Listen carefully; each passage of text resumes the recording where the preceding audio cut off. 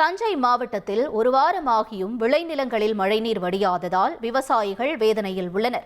தஞ்சை மாவட்டம் குலமங்கலம், சமையன்குடிக்காடு, நேவாசல், தென்பாதி, தலையாமங்கலம் உள்ளிட்ட பகுதிகளில் சுமார் 1500 ஏக்கரில் பயிர்கள் மழைநீரில் மூழ்கியுள்ளன. பயிர்கள் அழுகும் நிலை ஏற்பட்டுள்ளதால் ஏக்கருக்கு 30,000 ரூபாய் இழப்பீடு வழங்குமாறு தமிழக அரசுக்கு விவசாயிகள் கோரிக்கை விடுத்துள்ளனர். இப்போ இந்த பின்னாடி இருக்கிற தண்ணி கிட்டத்தட்ட ஒரு வாரமாக வடியாமல் அப்படியே நிற்கிது. வடியாததுக்கு காரணம் தூர்வாராமல் இருக்கிறதா இந்த வெள்ளம் வடிவாய்க்க தூர்வாரது தான் காரணம், மெயின் காரணமே. இப்போ நாங்கள்லாம் விவசாயம் பண்ணி இதோட 3 திருப்பம் மேலே பெஞ்சு முழுந்திருக்கு. அந்த பகுதியில் வெள்ளம் வாரி தூர்வாரப்படாதனால கிட்டத்தட்ட 30-40 நாளாக பயிர் முழுகியே காணப்படுது.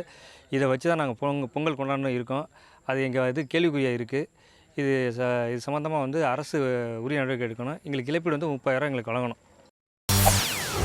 செய்திகளை உடனுக்குடன் தெரிந்து கொள்ள உடனே சப்ஸ்கிரைப் பண்ணுங்க.